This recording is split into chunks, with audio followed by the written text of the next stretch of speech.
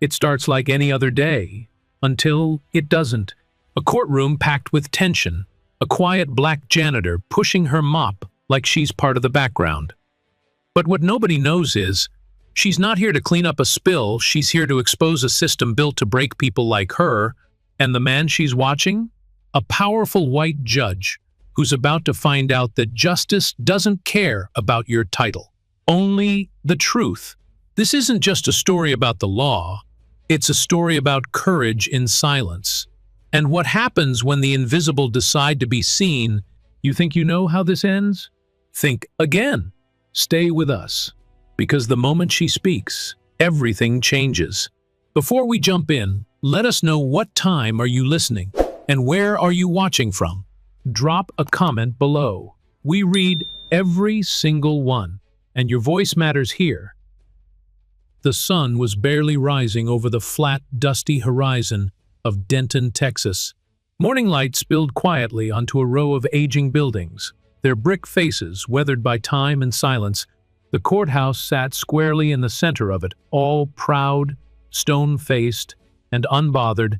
Most folks passed it each day without much thought. But today, that old courthouse would be watched more closely than it ever had before. In a modest motel on the edge of town, Delilah Brooks stood at her window, fully dressed before the clock even thought of striking 6. Her room was plain, just one neatly packed suitcase by the door, a folded navy blue uniform laid carefully across a wooden chair, and a black duffel tucked underneath the nightstand. She wasn't here for comfort. She wasn't here for rest. She was here for one reason, to see the truth for herself. Delilah's face was still in the dim reflection of the motel glass. She was 61, with warm brown skin and short, silver curls. Her expression held a calmness, but beneath it, layers of strength, memory, purpose. She had spent decades in rooms where people like her were ignored, overlooked, or underestimated. She had learned how to keep her voice quiet, while her mind stayed sharp.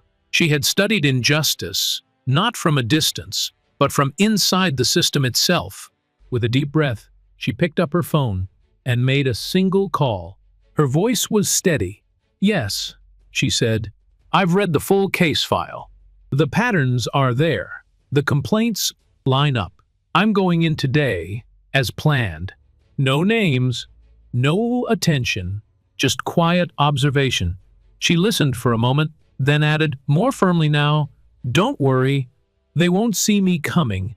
They never do." She ended the call, zipped her phone into the side pouch of her bag, and turned to the uniform waiting on the chair. It was simple navy blue coveralls with a patch that read "Facilities."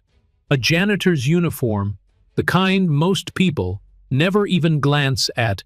That was the point. The woman wearing it wouldn't draw attention. She didn't want to. Not yet. Delilah zipped up the front and adjusted the sleeves. She moved with the confidence of someone who had worn many roles in her lifetime, none of them small.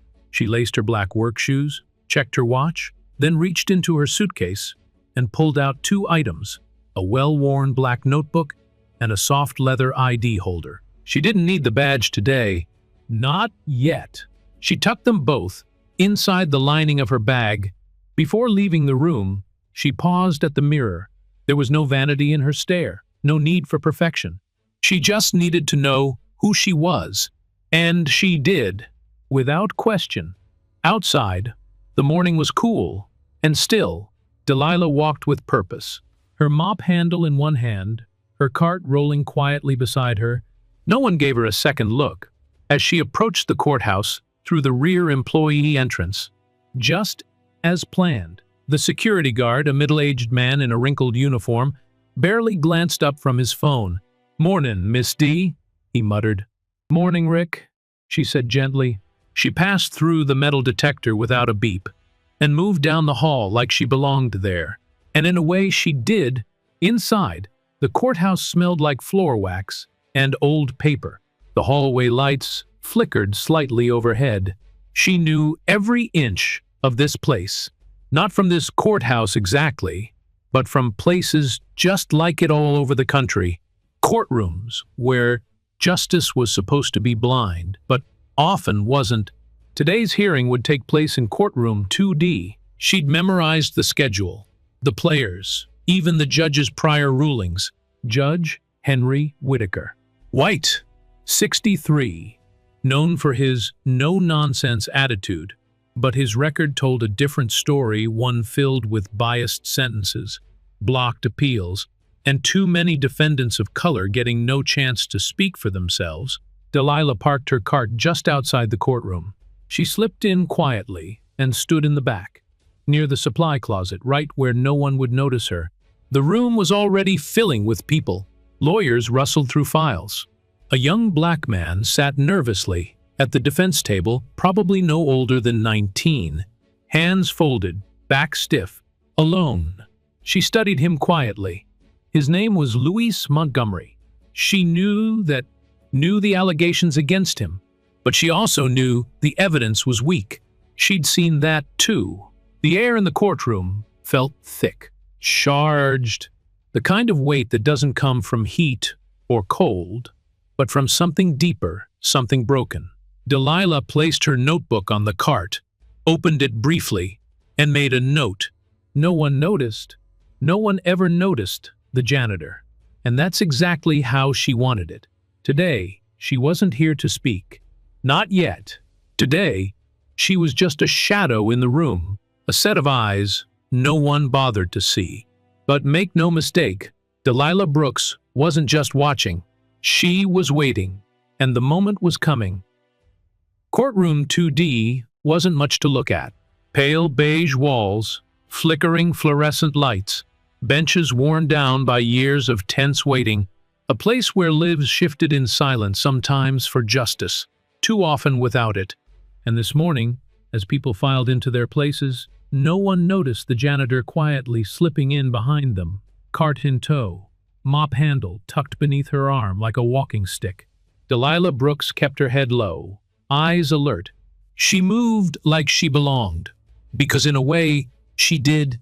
Not as the janitor everyone assumed she was, but as someone with a deeper mission. She paused near the back row of benches, setting her cart beside the supply closet. A perfect spot, out of the way, but with full view of the entire courtroom. She could see everything from here, and she would. The morning buzzed with that strange energy courthouses often carried part anticipation, part dread. Defense attorneys whispering with their clients, prosecutors flipping through folders, checking notes, looking bored but confident, bailiffs with crossed arms, standing like sentinels, watching but not really seeing. And then there was the defendant. Louis Montgomery sat at the defense table, 19 years old, thin, black, wearing an oversized button-down shirt and slacks that didn't quite fit, like they were borrowed at the last minute. He looked down at his hands, fingers laced tightly, unmoving, as if letting go might break something inside him. He didn't look scared, exactly, more like exhausted, like someone who'd already lost count of how many times he'd been told to stay quiet, sit still, and let someone else decide what his life was worth. Delilah studied him carefully. She had read every line of the file.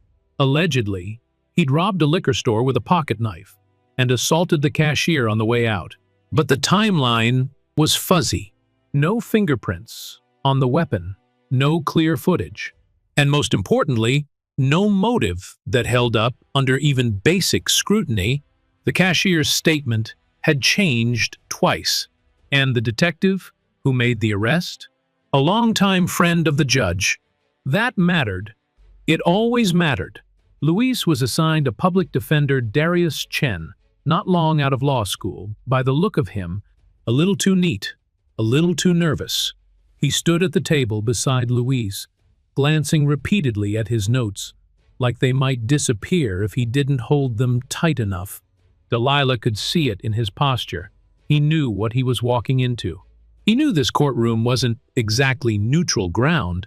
The door at the side of the room creaked open, and all conversation stopped. Judge Henry Whitaker stepped in, tall, broad-shouldered, with thick silver hair combed perfectly to one side. His black robe moved behind him like a cape, and he walked like someone who'd never been told no in his life. The room stood out of habit, not respect. Whitaker didn't speak. He didn't have to. His silence held weight, like the threat of a storm. Delilah watched every movement. She noted how Whitaker's eyes passed over the room like a scanner, pausing just briefly on Luis, then moving on. Cold. Dismissive.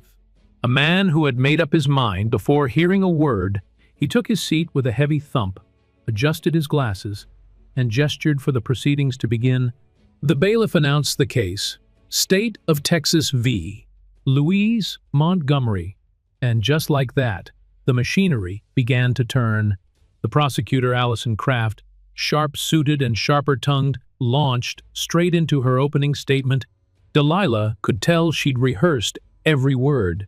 She painted Louise as a danger to the community, emphasizing the supposed weapon, the traumatized store clerk, and the reckless nature of the crime. She used phrases like clear threat, pattern of behavior, and deliberate act. Delilah scribbled something in her notebook. Then, it was Darius's turn. He stood, cleared his throat, and did his best to lay out the facts. No physical evidence connecting Louise to the scene, no witnesses, placing him inside the store. A blurry video, showing someone of similar build but not a match. Darius spoke clearly, but every few sentences, Judge Whitaker interrupted. Counselor, get to the point, or we're not here for conjecture. Once, he waved his hand dismissively and said, You're wasting the court's time. Delilah didn't blink. She knew that tone. She'd heard it in too many courtrooms across the country. It wasn't just impatience. It was dismissal, disdain, that slow erosion of fairness, done with a smile and a gavel. Luis sat quietly throughout, shoulders rising and falling slowly, like he was trying to breathe through a storm. Darius did his best to stand tall, but it was clear he was losing ground. Not on the facts, but in the atmosphere. This wasn't a fair fight. Not with this judge. Delilah moved toward the far corner, wiping a bench with a clean rag just for show. No one looked twice. She could have pulled a trumpet from her cart and started playing, and they still wouldn't have noticed her. That was the power of invisibility. And it was exactly what she needed. She made a quick notation in her book. Interruptions logged. Tone hostile. Defense visibly flustered. Prosecution allowed to proceed uninterrupted. No challenge from bench. The courtroom settled into its usual rhythm, arguments and rebuttals, objections and overrules. Delilah didn't need to hear every word. She could feel the trajectory. The decision wasn't being built in real time. It had been written before the doors opened. Still, she stayed because someone had to see it. All of it. Not just the grand injustices, but the small ones, the ones that pile up quietly until they become a wall no one can climb. She watched Whitaker's hands, his eyes, the way he leaned in when the prosecutor spoke and leaned back when the defense tried to respond. It wasn't overt. It was worse. It was practiced. The bailiff called for a short recess. People stood, stretched, whispered. Luis remained still. So did Delilah. As the judge exited the room, Delilah adjusted her cart and wheeled it slowly toward the hallway. Her notebook was half filled already. Her instincts were screaming, but her face, still calm, still unreadable. She didn't have to say anything. Not yet. This was still the beginning. But what came next? That would shake everything. The hallway outside courtroom 2D buzzed faintly with quiet conversation and the shuffle of polished shoes. But Delilah didn't linger. She wheeled her cart down the side corridor, where the overhead lights flickered slightly, and the tile floor had been scuffed by years of restless pacing. She wasn't heading to the break room. Not yet. She knew where she needed to be. Her cart creaked slightly as she turned the corner and stopped just short of the judge's chambers. The hallway there was quieter, more insulated. She parked beside a row of filing cabinets, pretended to adjust the mop handle, and simply waited. She had learned long ago that if you stood still long enough and looked like you belonged, people stopped noticing you entirely. Through the door, she heard a voice, low and arrogant. It was unmistakably Judge Whitaker. "These kids," he scoffed. "They come in here thinking they can shout race and walk out free. Like that's supposed to work on me." A second voice followed, one she recognized as Assistant District Attorney Elliot Granger. Still, he chuckled. "You run a tight courtroom, Henry. That's what people respect. You don't let politics get in the way of justice," Whitaker snorted. "Politics? I don't have time for that. Especially when some fresh-faced public defender wants to waste my docket with sympathy cases. This one, Luis? Same as the others? Same eyes, same lies." Delilah didn't move, didn't breathe. There it was. Not coded language, not polite indifference, just contempt, plain and open. From a man wearing the robe of justice. Her fingers curled slightly around the handle of her mop, but still, she waited. Then Granger's voice again. "If that janitor out there hears us, we're done." And Whitaker laughed. "Please. She doesn't even understand what we're talking about." That was the moment. Delilah exhaled quietly and took a single step forward. The door creaked open. Whitaker stepped out, still half smiling from the conversation. Until he saw her, he stopped. His eyes narrowed instantly. "How long have you been standing there?" Delilah straightened her posture but didn't raise her voice. "Just cleaning, sir. That's all." Her tone was even, her expression unreadable, but her eyes didn't blink. Whitaker stepped closer, lowering his voice. "Let me be clear. Whatever you think you heard, you didn't. And if you repeat anything to anyone," he paused, voice dropping to a whisper, "you'll regret it." He leaned in just enough that his breath touched her cheek. "People like you? You don't matter here. You're invisible. So stay in your lane." The lights above buzzed faintly. A quiet hum in the silence between them. Delilah folded the cloth in her hand, slowly and precisely, then laid it on top of her cart. She didn't look away. "Funny thing about invisible people, Judge," she said calmly. "They tend to see everything." Whitaker blinked. Just once, but it was enough. She didn't need to say anything else. She picked up the mop handle and turned, wheeling her cart down the hallway like nothing had happened. But everything had. Inside the courtroom, the second half of the hearing was about to begin. Delilah returned to her spot by the supply closet and resumed her quiet posture. But something had shifted, something unseen, but unmistakable. Whitaker entered again moments later, his robe flowing as before, his face collected, but Delilah saw it, a tiny tightness in his jaw, a slight hesitation in his step. He had noticed her, really noticed her, and for the first time, that made him uneasy. Back at the bench, Whitaker called the court back into session. The prosecutor resumed her presentation, walking the jury through the surveillance footage frame by blurry frame. Delilah watched, jotting notes in the margins of her notebook. She wasn't watching the evidence. She was watching the man behind the bench. How he leaned forward only when the prosecutor spoke. How he interrupted Darius without a second thought. How he overruled objections before they were fully formed. This wasn't an impartial court. This was a performance. And Whitaker had already written the ending. Luis remained still at the defense table, eyes distant but not blank. There was dignity in his silence. Delilah noticed that too. Across the room, Darius adjusted his tie and rose again. He pointed to inconsistencies, highlighted how the eyewitness had recanted twice, noted that the figure in the video was several inches shorter than Luis. But his voice shook now. His arguments clipped. He was being boxed in, and he knew it. Whitaker interrupted again. "Counselor, I suggest you start making real points before you waste this court's time entirely." The comment stung. The gallery murmured, Delilah didn't flinch.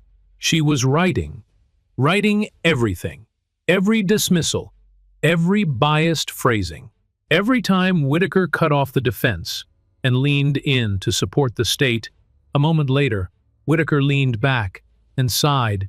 "We'll resume this after lunch," he said flatly. Then he stood and exited again. Not waiting for acknowledgement, the room began to empty. People rose, stretching, chatting, moving toward the exits in small, quiet groups. Delilah remained behind. She wheeled her cart toward the front of the room and paused beside the judge's bench. The courtroom was almost empty, now only a few people lingering at the doors. She glanced quickly around, then pulled her small black notebook from the cart. It looked like nothing a cheap leather-bound pad a janitor might use to record supply orders, but its contents were anything but ordinary. She flipped to a blank page. Her pen glided smoothly, line by line. Notes on behavior. Language? The weight of power misused. She had seen it all before, but today, something was different. Today, the target had spoken freely, without fear, without shame, and she had heard him. Everything she needed was coming into focus. This wasn't just another case. This was the one that could bring the whole house down. Delilah closed the notebook carefully and tucked it away. The court might not have seen her, but the truth had, and that was enough for now. The courthouse cafeteria wasn't particularly crowded during the lunch recess, but it hummed with low voices and the sound of plastic forks scraping against paper plates. Most people in the building had settled into booths or corners, discussing trial strategy or scrolling through phones with practiced disinterest. Delilah didn't join them. She didn't need a sandwich or a break. What she needed now was confirmation, undeniable, unfiltered confirmation, and she already knew exactly where it might come from. Instead of heading to the cafeteria, she rolled her cart down the hallway past the bailiff's office and took a left, moving toward the judge's wing. This part of the building was older. The tile was cracked in places, the paint along the baseboards curling away like old paper. She could smell the lemon-scented floor cleaner she'd used earlier, mingled with something else, wood polish and arrogance. At the far end of the corridor, she slowed her pace and came to a stop outside Judge Whitaker's private office. The door was shut, but light leaked from underneath. She reached for her cloth and began wiping the baseboard next to the doorframe, crouched low, eyes down. Just another janitor doing her job. And then, voices. They weren't loud, but in the stillness they traveled. First came the judge. Whitaker's voice was casual, like a man who had forgotten anyone outside the door might be listening. "These kids," he said with a dry, lazy laugh, "they walk in here thinking they can out-talk me, throw race around like a weapon, and expect a free pass." Delilah froze mid-wipe, hands still. Then came the second voice, Assistant District Attorney Elliot Granger. "Your courtroom still works the way it should, Henry. It's refreshing. You don't bend just because someone cries bias. That's rare these days." "Damn right I don't," Whitaker replied without missing a beat. "Especially not when I've got some fresh out of law school kid trying to get clever with a street thug. They're all the same. Soft faces, bad attitudes. Think they're smarter than the system. Newsflash, they're not." Delilah gripped the rag tighter, her knuckles whitening. Not because she was surprised, but because this time it wasn't vague, it wasn't implied, it was crystal clear. This was the man holding the gavel. This was the man deciding whether Louise Montgomery would go free or spend 5 years locked away. Granger chuckled again. "That janitor lady's been hovering all morning. If she heard half of what we're saying," Whitaker cut him off with a scoff. "She's nothing. Probably doesn't understand half of it. You think a woman like that matters? She's invisible, just like the kid on trial." Delilah didn't move, didn't cough, didn't react. She waited until she heard them move away from the door, deeper into the office. Only then did she rise slowly to her feet, and roll her cart around the corner, quiet as a whisper. The echo of their laughter trailed behind her like a bad smell. 15 minutes later, she was back in the courtroom, wiping down the benches one by one. The room was mostly empty now. A few people trickled in and out, and the clock above the judge's bench ticked in long, deliberate intervals. She reached the far end of the room, near the jury box, and paused. Her notebook lay nestled beneath a folded towel on her cart. She pulled it out and opened to a clean page. Her pen glided effortlessly, verbatim language, judge's tone, dismissive, hostile, clear confirmation of racial bias. Witness present, Ada Granger. Recorded time, approx. 12:17 p.m. Hallway outside chambers. She closed the notebook gently, eyes scanning the room. From this moment on, everything would be different. Not just because she'd heard what she needed, but because now she was certain that what she came here to find wasn't rumor. It was truth. And the man behind the bench, he wasn't just biased. He was dangerous. That afternoon after lunch, the courtroom began to fill again. The energy was different now, a little tighter, a little heavier. Even the clerks moved with a kind of robotic stiffness, like they sensed something was off but couldn't name it. Delilah stood silently near the exit, mop resting against the wall, arms folded lightly. She didn't pretend to clean anymore. Not yet. She just watched. Judge Whitaker returned through the side door. His shoulders were set, but there was a tightness around his mouth that hadn't been there before. He scanned the room quickly, then glanced once toward Delilah too quickly. A flicker of something passed behind his eyes. Maybe recognition, maybe discomfort. Good, she thought. He should be uncomfortable, because now she wasn't the only one watching. Whitaker sat back on the bench and signaled for court to resume. The prosecution called another witness, a store employee, who claimed to have seen Louise just outside the shop minutes before the alleged robbery. But the story wavered. Dates didn't match. Descriptions were vague. Under cross-examination, the witness shifted uncomfortably, unable to confirm whether Louise had been wearing a blue hoodie or a gray one, unable to say for sure whether the man in the video was the same one sitting across from her now. Still, Whitaker allowed her full statement. When Darius attempted to challenge it, the judge interrupted again.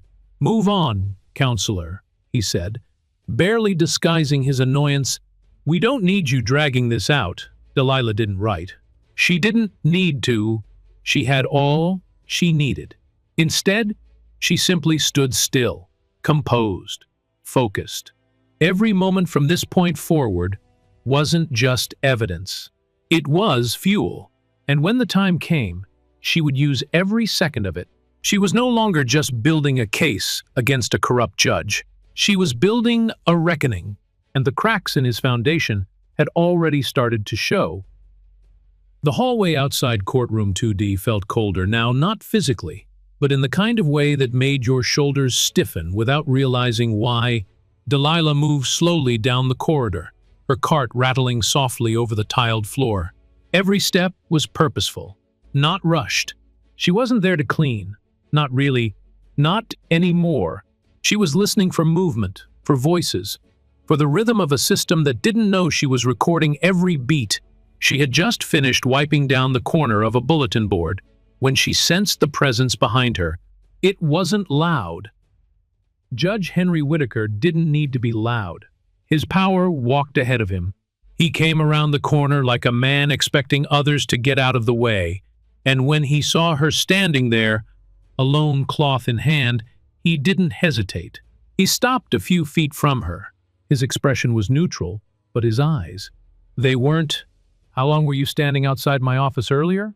he asked. The words were flat, devoid of warmth, but there was something underneath, something harder, colder, like a threat without the sharp edges yet carved.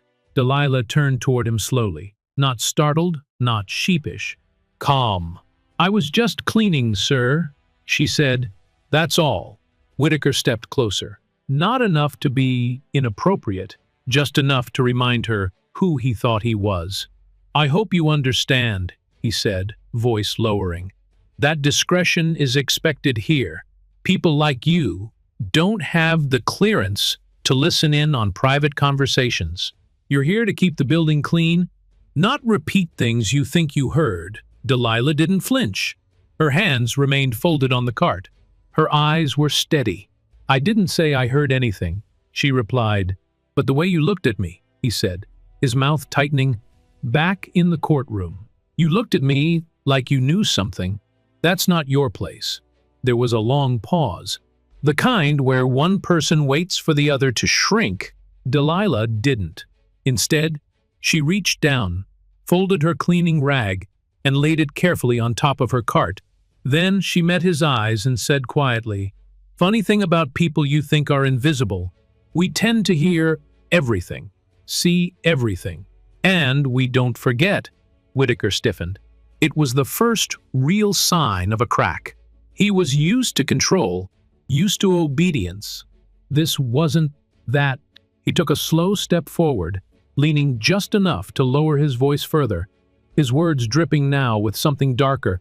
"You listen to me," he said. "You're nothing in this building. You push a mop and keep quiet. You don't matter. Not to me. Not to this court. So whatever fantasy you're building in your head, drop it. Fast. Or it'll be the worst mistake of your life." The air between them thickened, heavy with something old and dangerous entitlement masked as authority. Delilah's face didn't change. She blinked once, slowly. Then she picked up her mop handle and calmly replied, "I know my place, Judge. I'm just not sure you know yours." And then she walked away. Just like that. She didn't raise her voice, didn't call him out in front of anyone. She didn't need to, because for the first time in a long time, Judge Henry Whitaker had been seen, and it rattled him.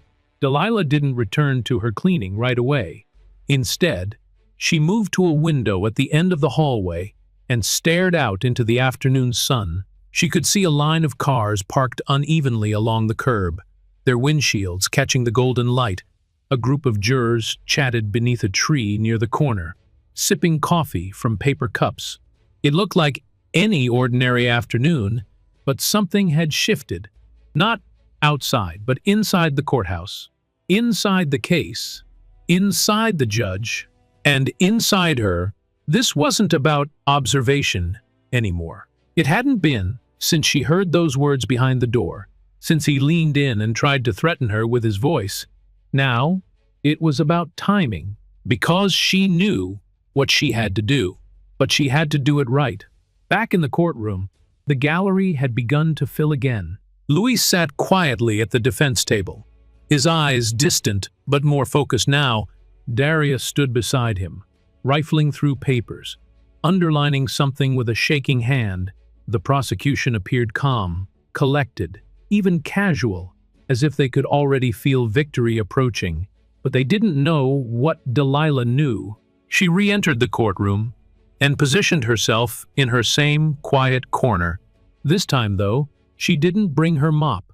It leaned against the wall behind her. Forgotten, her notebook rested on top of the cart, closed, but ready. From the bench, Judge Whitaker entered and called the court back into session. His voice was steady, but she heard it the smallest tremor beneath the surface. He avoided looking at her this time, not because he forgot about her, but because now he remembered her too clearly. The next witness was called. The prosecution walked them through another series of photos, more footage, more speculation wrapped in certainty. Delilah didn't write. She didn't move. She was watching not just the trial, but the unraveling. And Whitaker, whether he admitted it or not, could feel it. For the first time, he was no longer the most powerful person in the room. He just didn't know why yet, but he would very soon. The courthouse break room always felt a little too quiet. The kind of quiet that didn't comfort it, just hovered. Fluorescent lights buzzed overhead, pale and unflattering. The coffee machine hissed in the corner. sputtering out a bitter brew that had been burning in the pot far too long. On most days, people filtered in and out without talking much. But today, something lingered in the air. A weight, a tension, a knowing. Delilah stood by the sink, rinsing her hands slowly. She wasn't rushing. She never did. The door creaked open behind her, and she didn't even have to turn around to know who it was.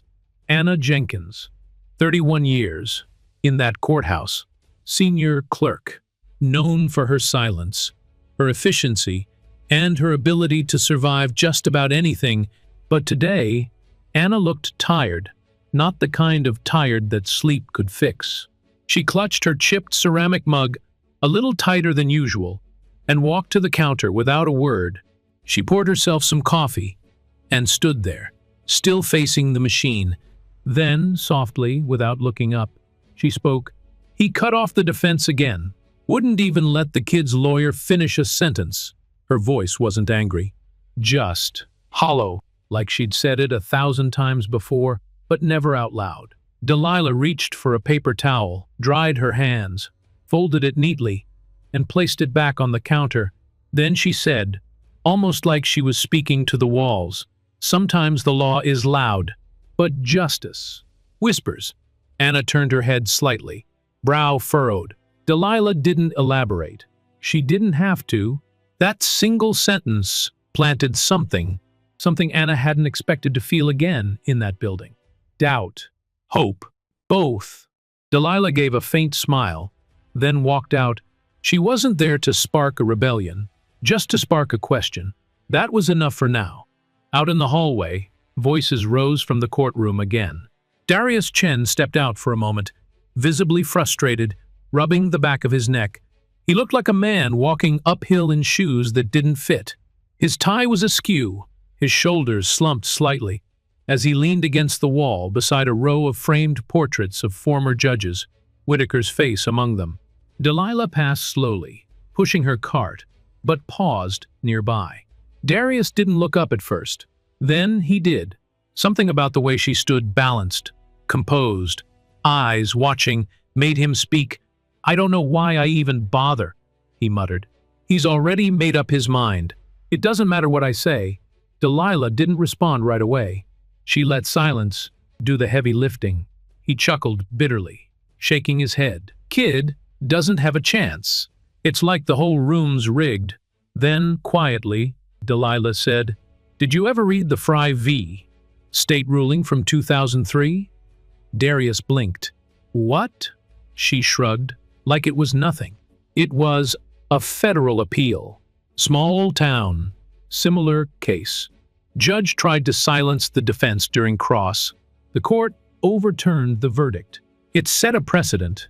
He stared at her. "How do you know that?" But before she could answer, she was already moving again, her cart turning down the hall, like a shadow disappearing into the curve. Darius stood there for a beat, stunned, before pulling out his phone and typing the case name into a search bar. And there it was. Exactly as she said. Relevant. Precise. Powerful. He didn't know who she really was, but now he knew she wasn't just a janitor. Meanwhile, back in the break room, Anna sat quietly at her desk, eyes fixed on a legal form she wasn't reading. The words Delilah had spoken echoed faintly in her mind. Justice whispers. And suddenly, Anna found herself thinking about all the things she'd seen over the years, all the names, all the patterns, all the moments she'd swallowed down and convinced herself were just how things worked. Now, for the first time in a long time, she wondered, what if that wasn't true? What if someone was watching? What if someone was keeping track? Delilah returned to her spot near the courtroom entrance. The mop remained leaning where she left it. Her notebook was tucked back beneath a folded towel. She stood still, like a statue with breath. And though she wasn't making a sound, the silence around her had changed. People were starting to notice not what she was doing, but what she wasn't doing. She wasn't scrubbing floors.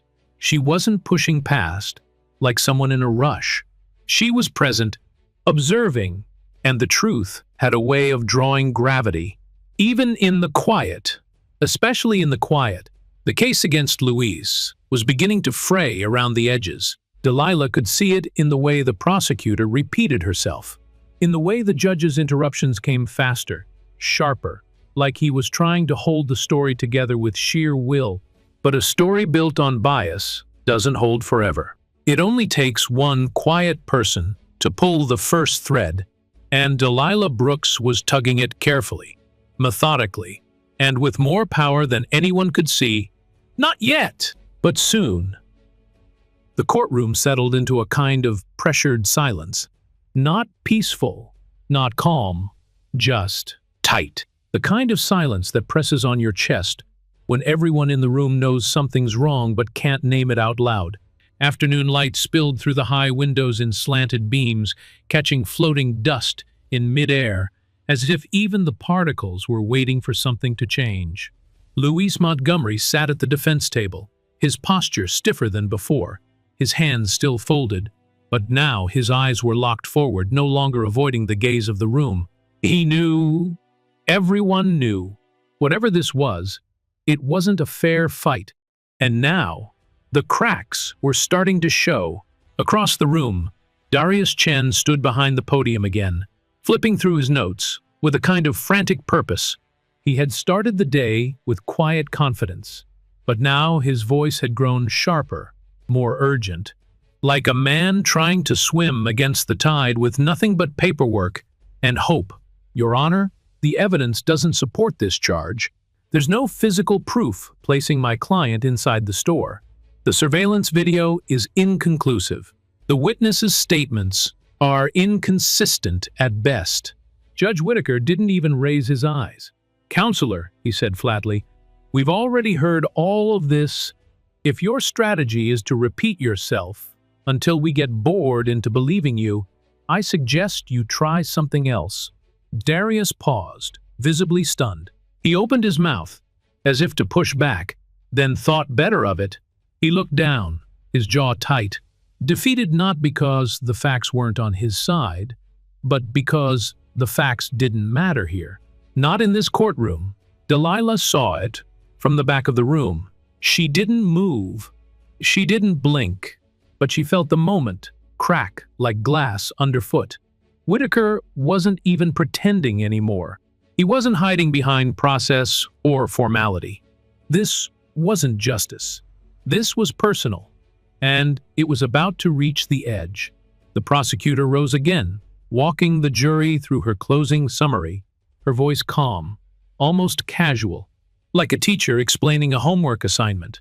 She pointed to the blurry footage, to the inconsistent witness, and spun them into something neat and polished.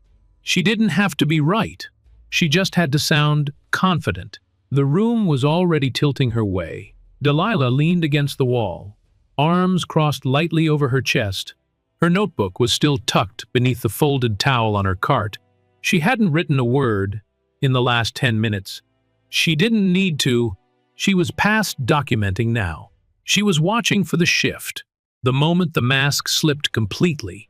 And then she saw it.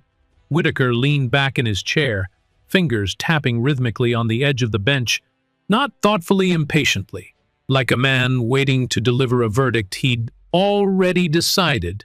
He didn't look at Darius, didn't look at Louise. He just stared ahead, through them, past them. He was done pretending. Unless the defense has anything useful to add, he said, his voice clipped and final, I'm ready to render my decision. Delilah's eyes narrowed, just slightly. This wasn't how it was supposed to go. Not even in flawed systems. Not even under pressure. A judge didn't just decide mid-session without allowing proper rebuttal. But Whitaker wasn't worried about the rules. Not anymore. Louis turned toward his lawyer. His lips parted, just a little, like he was about to ask a question, but wasn't sure if he was allowed to speak. That's what it had come to. Darius stood silently, his hands trembling ever so slightly, as he reached for a file he no longer believed would help. In the gallery, a few observers exchanged quiet looks. One woman placed her hand over her mouth. A man in the back shook his head, They knew too. This wasn't justice. It was something else. Delilah stepped away from the wall now, quietly, slowly. She didn't walk down the aisle. She didn't make a sound, but she positioned herself with a full, unobstructed view of the bench. Her hands rested gently on her cart, one foot slightly forward. She was ready. Whitaker glanced at the clock, then took a slow breath and reached for his gavel. And that's when everything inside her settled. She knew this was the moment. He raised the gavel just slightly, his mouth opening, and the air in the room seemed to still. Delilah didn't move yet, but her eyes never left him. He spoke slowly. Based on the testimony presented and the available evidence, this court is prepared to, and still, she waited to see if he would flinch. Waited to see if any part of him remembered what this place was supposed to mean. But he didn't. He lowered the gavel, and just before it struck wood, Delilah stepped forward. Not fast, not loud, but with clarity. The mop stayed behind. So did the uniform. She moved like someone walking into a spotlight, not for applause, but for consequence. She wasn't there to clean up after injustice. She was there to stop it. And from the bench, Judge Whitaker saw her now, really saw her. And for the first time, he paused. Just a beat. But enough. Delilah Brooks was no longer watching. She was deciding, and the story was about to change. The gavel never made it down, because just before it hit the bench, a voice rang out steady, calm, unmistakable. Your Honor, I have something to say. It wasn't loud.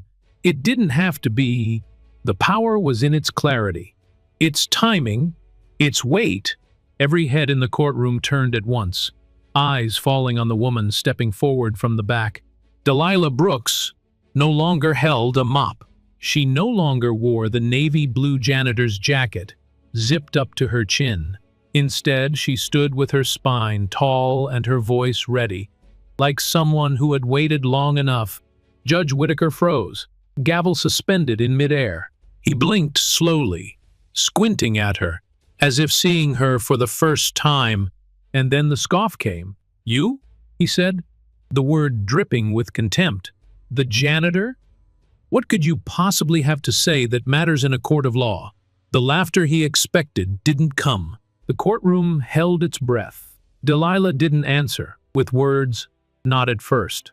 She reached into the inner pocket of her blazer and pulled out a worn leather badge holder. No rush, no theatrics, just a single smooth motion. She opened it, and the room changed. The seal was unmistakable. United States Supreme Court. Gasps moved through the courtroom like a current, soft at first, then building. The bailiff's mouth opened slightly, unsure whether to step forward or step back. Even the prosecutor took a cautious half-step away from the bench. Delilah didn't flinch. She looked directly at Judge Whitaker.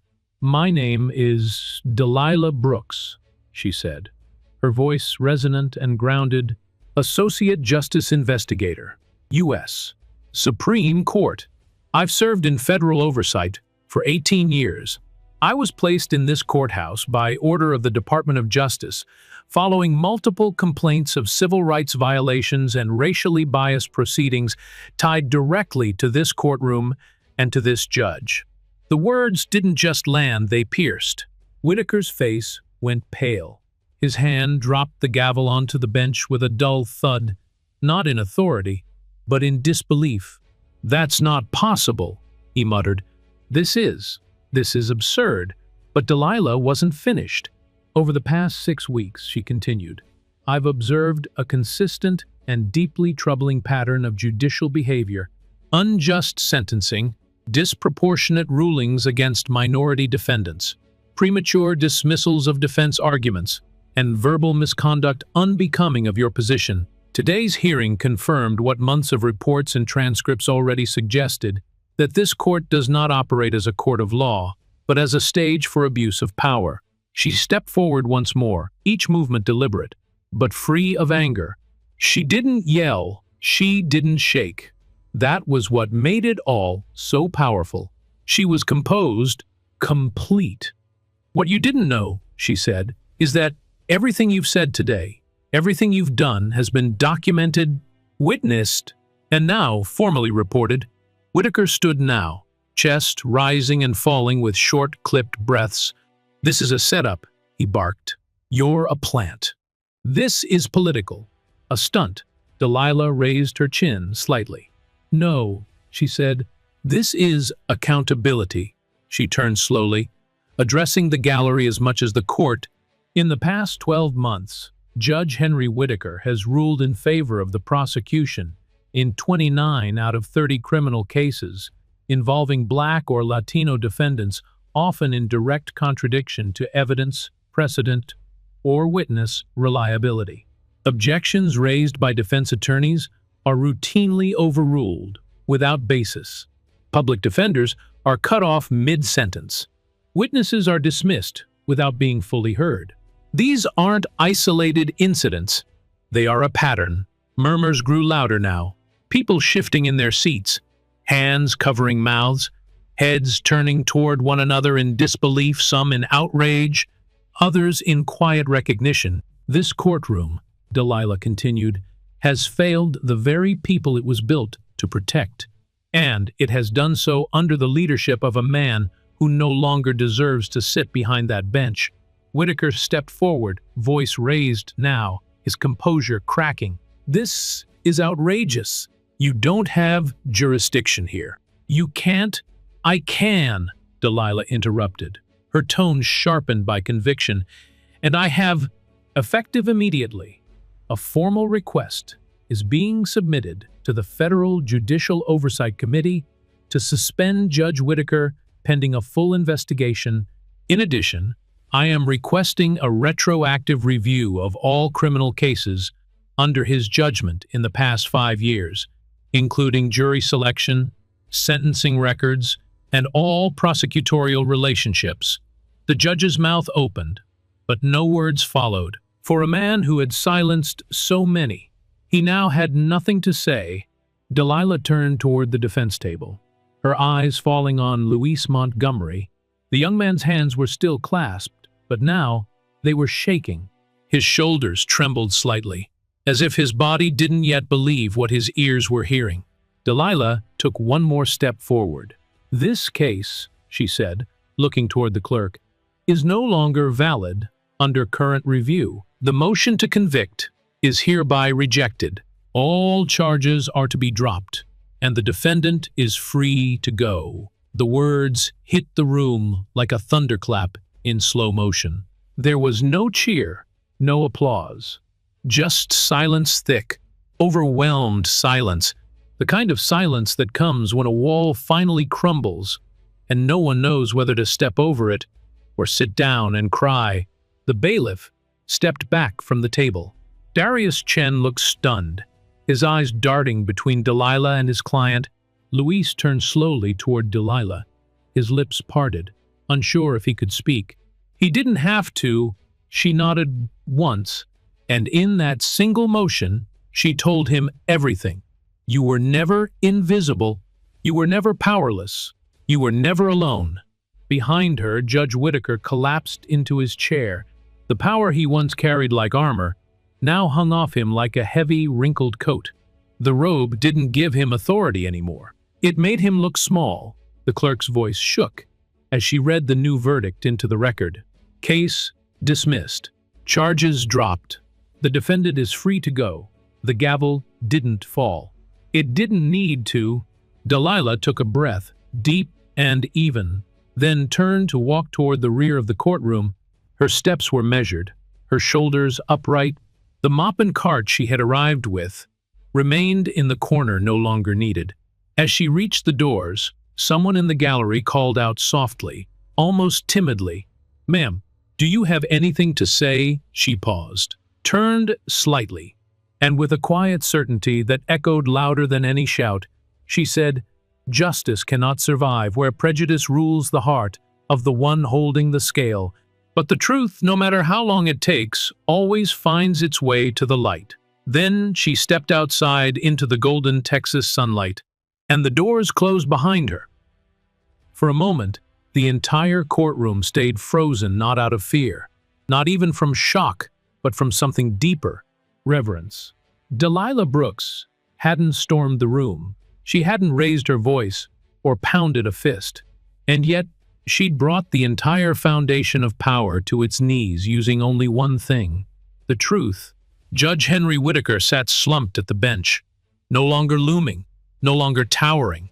The robe that once commanded silence now sagged off his shoulders like an old curtain finally torn down. His eyes darted across the room, searching for something: support, rescue, control, but found none. Not even the bailiff moved to help him. No one came, because for the first time, the truth wasn't whispered, it was declared. The defense table remained still. Darius Chen hadn't moved. Papers hung from his hands like wilted leaves. The young public defender, who had once looked outmatched, now stood beside his client, not as someone struggling for ground, but as someone witnessing a miracle in real time. Luis Montgomery stared forward, eyes wide, mouth open slightly. He wasn't breathing, not really. It was as if his lungs didn't trust the air just yet. He had been moments away from losing years of his life. And then, a stranger with a mop and a badge rewrote everything. Delilah didn't stay to bask in the moment. She had walked out with dignity, not triumph. She didn't need applause. She had seen too many things to mistake justice for performance. What mattered had already happened. But inside, the shift was just beginning. People started to rise from their seats, not out of habit, but out of quiet recognition. Hands pressed to chests, eyes glistening. Not one person clapped. It would have felt wrong somehow. Too loud, too simple. The only sound was that of feet slowly moving, benches creaking under the weight of reflection. Judge Whitaker sat frozen, staring into the void. The clerk closed the case file slowly, her hands trembling as she laid it flat. Even she couldn't look at him now. Her voice just minutes ago so formal and mechanical had cracked when she read the words, "Case dismissed." Back at the defense table, Luis finally turned to Darius. "Did that really just happen?" he asked, his voice hoarse. Darius didn't answer with words. He just nodded.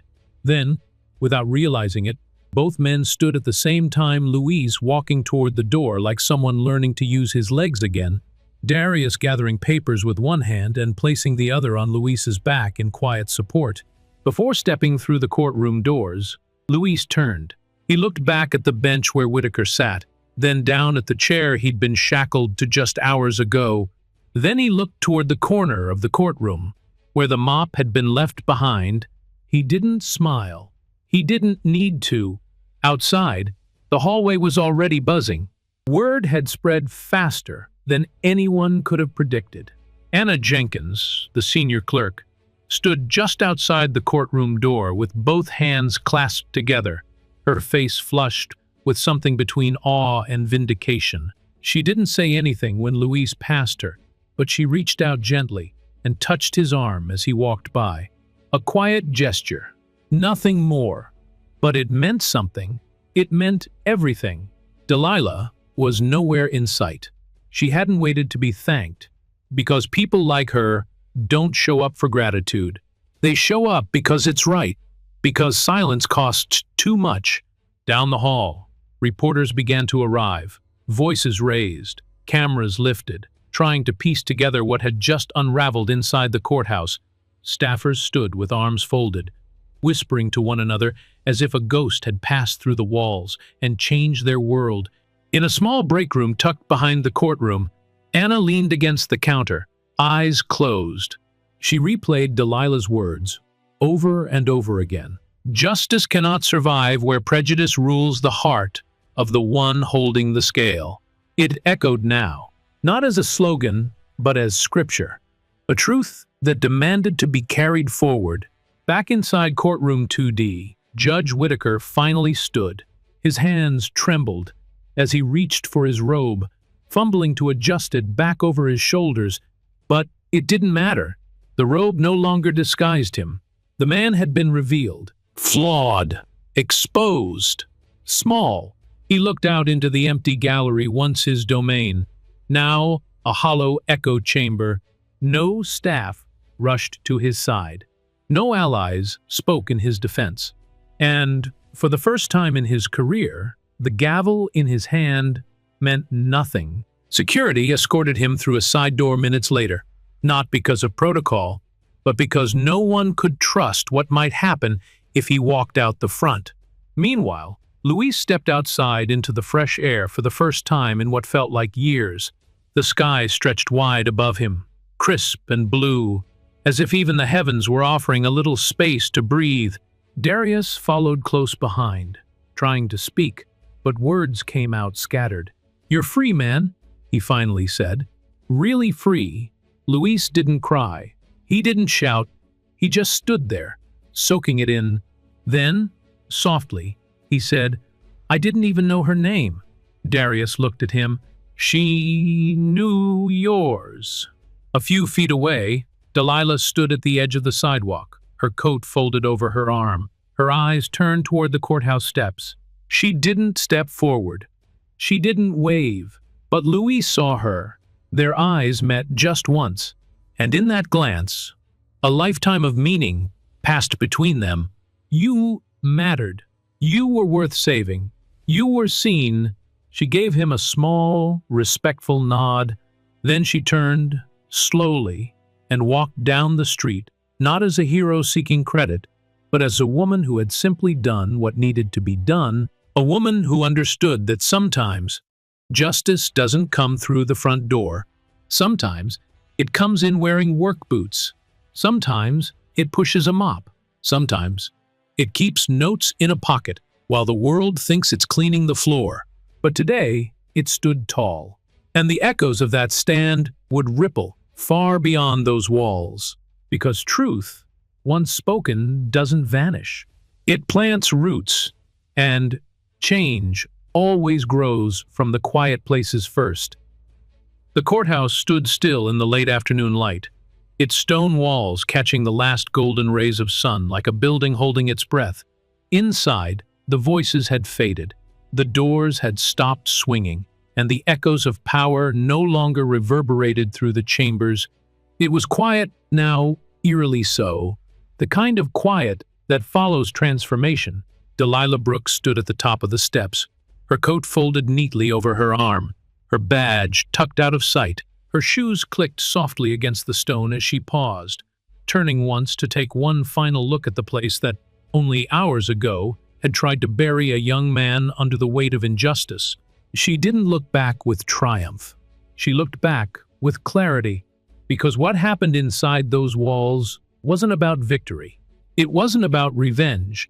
It was about disruption, about piercing the routine with something sharp and undeniable. The truth had walked through those courtroom doors disguised as a janitor, and walked back out with its head high, finally seen, finally heard. Behind her, the courthouse doors remained closed, and for once, they didn't hold power over her. She descended the steps slowly, without hurry, as a small crowd began to gather along the sidewalk. Faces she didn't know, voices she hadn't heard, but all of them moved by what they'd just witnessed. Some were courthouse employees. Others were community members who'd gotten word from someone inside. A few carried cell phones, recording silently, unsure of what to say, but knowing they were watching something that mattered. A young woman stepped forward from the crowd, maybe early 20s, her hands trembling slightly as she held out a folded piece of notebook paper. "Ms. Brooks," she said, Could I get your signature?" Delilah blinked, surprised. She smiled gently, took the pen, and signed her name slowly, carefully, like it meant something, which, in this moment, it did. Not because it was famous, but because it had stood for something when it mattered most. A local journalist called out, asking if she would speak to the press. She paused, then shook her head. "Not today," she said kindly. let the story speak for itself. And it would. By nightfall, it had already reached the front page of local news sites, spread across social media, and rippled into national awareness. Undercover, federal agent, exposes corrupt judge in Texas courtroom. Racial bias, called out in real time and justice walked in disguised. But Delilah wouldn't see any of it. She was already gone. Back in her motel room, the air smelled faintly of lemon and old carpet. She packed slowly, deliberately, folding each item of clothing into her suitcase, buttoning the duffel that had hidden her badge, slipping the notebook back into the side pocket where it had lived for weeks. Her room was as it had been the day she arrived, bare, simple, unassuming. But she wasn't the same. She paused at the window and looked out across the parking lot. To the quiet town beyond, the light had faded to soft blues and purples, and a breeze stirred the tree branches gently. The mission here was over, but the work never really ended. There were more courthouses, more judges, more stories like Luis's people silenced, not by verdicts alone, but by a system designed to wear them down until they stopped fighting altogether. Delilah didn't have illusions of saving the world, but she knew this. Sometimes one voice is enough to shift the air. Sometimes one action done without fanfare, without cameras, can tilt the balance just enough. And sometimes all it takes is someone willing to stand in a place where they weren't meant to be and say, "I see you." She zipped her suitcase closed, slung the bag over her shoulder, and turned out the light. The road out of town was quiet. Long stretches of highway passed in silence. Only the soft hum of the tires keeping her company. She didn't need music. She preferred the stillness. It gave her space to breathe, to think, to carry the weight of the stories she never told anyone, not because they didn't matter, but because they mattered too much to be diluted by noise. As the miles rolled by, she thought about Luis. She wondered if he'd sleep that night or just lie awake staring at the ceiling, unable to believe that freedom could come so suddenly. She thought about Darius, too. Young, tired, but brave in all the ways that mattered. He'd learned something today, something that wouldn't be in any law textbook. And Anna Jenkins, the quiet court clerk who had watched everything from her corner of the world for decades, and, maybe for the first time, allowed herself to believe that truth could still win. Delilah smiled softly. Justice whispers, but when it finds the right ears, it echoes. She didn't know where the next case would take her. That wasn't the point. The point was to be ready, to walk in quiet, to speak only when it counted. And when she arrived, wherever that was, no one would see her coming. They'd walk past her like she didn't matter. Just a janitor, just another shadow in the room, until it was too late, until the truth stood up, and everything changed. She drove on into the fading blue of evening.